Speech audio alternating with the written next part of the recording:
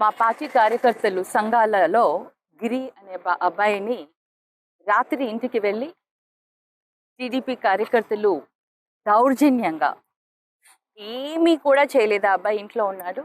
దౌర్జన్యంగా వెళ్ళి ఆ అబ్బాయిని ఒక 15 మంది దాకా వెళ్ళి ఆ అబ్బాయిని కొట్టడం జరిగింది.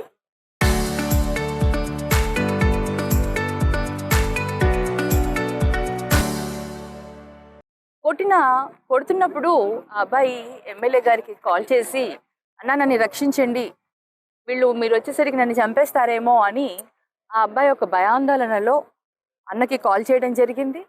మరి ఒక కార్యకర్త పరిస్థితి తెలుసుకొని, కార్యకర్త ఇబ్బందుల్లో ఉన్నారని తెలుసుకొని ఎమ్మెల్యే గారు రావడం జరిగింది అక్కడికి.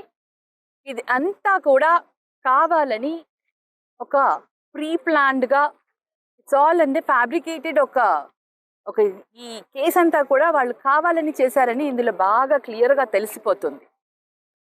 అన్న రాగానే అక్కడ అంతా కూడా ఒక కైండ్ ఆఫ్ ఇది క్రియేట్ చేయడము, ఎవరో తెలియని ఒక వ్యక్తి అక్కడ అద్దాలు పగలగొడితే అది మా వాళ్ళే చేశారని క్రియేట్ చేసి కావాలని, అంటే ఇదంతా కూడా ఒక ప్రీ ప్లాన్ అన్నమాట.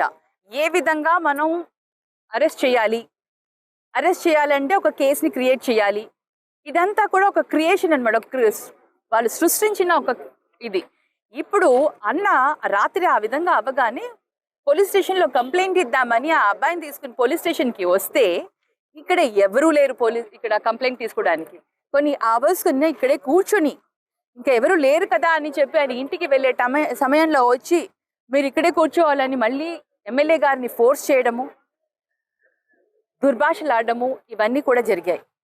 అన్న ఇంటికి వెళ్ళిపోయారు, ఎమ్మెల్యే గారు ఇంటికి వెళ్ళిపోయారు. ఆ మధ్యలో ఈ తెలియని ఒక ఫ్యాబ్రికేషన్, అంటే దాన్ని ఒక క్రియేట్ చేయడం, ఒక ఎస్సీ వాళ్ళని వెళ్ళడం, కొట్టడం, మళ్ళీ వాళ్ళ ఇంట్లో ఒక మహిళ పైన ఏదో దౌర్జన్యం అనడం, ఇవన్నీ కూడా అంటే ఎంత రాజకీయాలు అనేది ఎంత నీచంగా దిగజారిపోయాయి, ఎంత దౌర్జన్యం. అంటే పార్టీలేమీ శాశ్వతం కాదు కదా.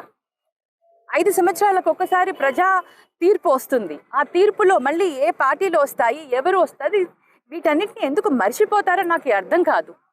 కేవలం కక్షలు, సాధింపులు అనేసి ఎదుటి వాళ్ళు ఎదగకూడదు, ఎదుటి వాళ్ళు మంచిగా ఏది చెయ్యకూడదు, ఏ పార్టీకి ఎవరైనా సపోర్ట్ చేస్తే వాళ్ళపైన కేసులు పెట్టడం, ఇది అసలు ప్రజాస్వామ్యం ఎక్కడ పోతుంది? ప్రభుత్వం ఉన్న వాళ్ళందరూ కూడా ఏ విధమైన ప్రజాస్వామ్యాన్ని ప్రజలకు చూపిస్తున్నారు అని నిజంగా ఈ దౌర్భాగ్యమైన పరిస్థితిని ఎందుకు తీసుకొస్తున్నారని బాధేస్తుంది ఒక్కొక్కసారి.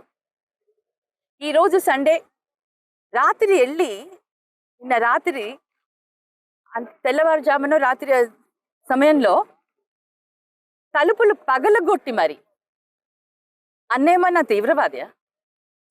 ఏమన్నా తప్పు చేశారా? తలుపులు పగలగొట్టాల్సిన అవసరం ఏమొచ్చింది? అంటే ఒక ఆందోళన క్రియేట్ చేయాలి. ఈయనకి సపోర్ట్ ఎవరు ఇంకా కార్యకర్తలు వచ్చే లోపల మేము ఏదో చెయ్యాలి అన్న ఒక ఆతృత. ఇవన్నీ కూడా ప్రజాస్వామ్యానికి వ్యతిరేకంగా వెళ్తున్నారు.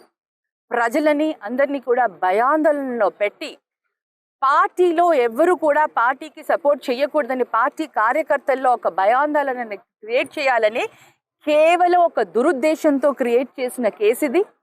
ఎంత నీచానికి, ఎంత దిగజారిపోయి ఒక మహిళని కూడా వాళ్ళు వాడుకుంటున్నారు అంటే ఒక్కసారి అందరూ కూడా ఆలోచించండి.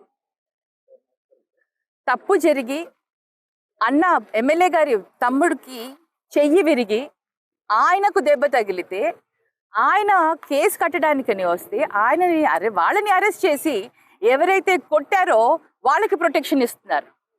అంటే ఈ సమాజాన్ని ఏమనాలి, ఈ విధంగా ఈ సమాజంలో జరుగుతున్న ఒక వ్యవస్థని ఏమనాలో అర్థం కావని పరిస్థితిలో ఈరోజు ఉంది. నిజంగా చాలా దారుణంగా బిహేవ్ చేస్తున్నారు కూటమి ప్రభుత్వం. ఇప్పటికైనా మీరు చేసే దారుణాలు మీకే తిరిగి కొడతాయి. రేపొద్దున ప్రజలు ఇవన్నీ చూస్తున్నారు కాబట్టి అన్యాయం అనేది తప్పకుండా మీకు తిరిగి కొడుతుంది. మళ్ళీ వచ్చే ప్రభుత్వంలో బాధే వస్తుంది. కానీ ఇటువంటి దౌర్జన్యాలు ఇటువంటివి ఎప్పుడు కూడా మాకు ఇలాంటివన్నీ మేము ఎప్పుడు కూడా ఎంకరేజ్ చెయ్యలేదు మా ప్రభుత్వం ఉన్నప్పుడు కూడా. మరి ఈసారి ఇప్పుడు ఈ ప్రభుత్వంలో, కూటమి ప్రభుత్వంలో ఎందుకు ఈ విధంగా ఎంకరేజ్ చేస్తున్నారు? ఎవరికి ఏం సాధించాలనుకుంటున్నారో తెలీదు. ప్రజలు అందరూ కూడా గమనిస్తున్నారు. వాళ్ళు తప్పకుండా వచ్చే ఎన్నికల్లో బుద్ధి చెప్తారు. మళ్ళీ ప్రజా న్యాయానికి వెళ్ళినప్పుడు మాకు న్యాయం జరుగుతుంది. ఇప్పుడు వ్యవస్థలన్నీ వాళ్ళ చేతిలో ఉన్నాయి కాబట్టి మాకు అన్యాయం జరుగుతుంది, మాకు దౌర్జన్యాలు చేస్తున్నారు. బట్ ఎంత రోజులని చేస్తారు? అది కొద్ది కాలమే.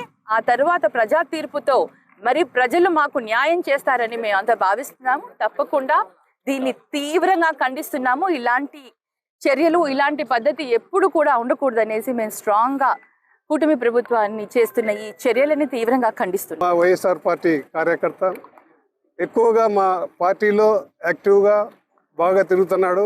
అటువంటి కార్యకర్తను వీడిని మెత్తగా చేస్తే మనకు ఆ ఊర్లో ఎదురుండదు, టీడీపీకి ఎదురుండదని ఉద్దేశంతో అన్యాయంగా మా కార్యకర్తను కొట్టడం జరిగింది.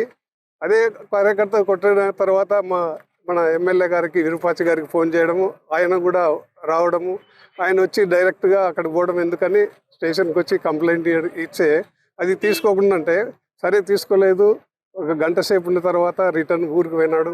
ఊరికి పోతే వాళ్ళకి ఆల్రెడీగా వాళ్ళు ప్రిపేర్ అయినారు. ఎమ్మెల్యే కానీ ఎవరైనా రాని అటాక్ చేసి రాళ్ళతో కొట్టించి అవమానపరచాలనే ఉద్దేశంతో వాళ్ళు అక్కడ అన్ని రెడీ అయ్యి మా ఎమ్మెల్యే, మా కార్యకర్త అక్కడ గ్రామం చేరగానే కావాల్సే రాళ్ళు వేసి కావాల్సి కొట్టడం జరిగింది. అలాగే మా శాసనసభ్యులు విరూపాక్షి తమ్ముడు గారికి కూడా దెబ్బ తగలడము, అలాగే ఇవన్నీ జరగడము.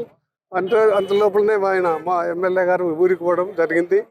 వీళ్ళు రాత్రి పోలీసు వాళ్ళందరూ అన్ని చాలా సర్కిల్ నుండి పోలీసు వాళ్ళు దాదాపుగా 100 మంది పోయి ఎమ్మెల్యే గారి ఇంటి మీద, ఎమ్మెల్యే గారిని అరెస్ట్ చేయాలంటే చాలా కష్టం. అది స్పీకర్ అనుమతి కావాలి. కానీ ఎటువంటి ఏం లేకుండా, అనుమతి లేకుండా ఎమ్మెల్యే గారి ఇంటికి పోయి రాత్రి వాళ్ళ తెల్లవారుజామున డోర్లు పగలగొట్టి ఆయన్ను తీసుకొచ్చి స్టేషన్లో పెట్టడం జరిగింది. ఇది చాలా దారుణము. ఇటువంటి కార్యక్రమాలు జరగకుండా ఉండాలి ఫ్యూచర్లో.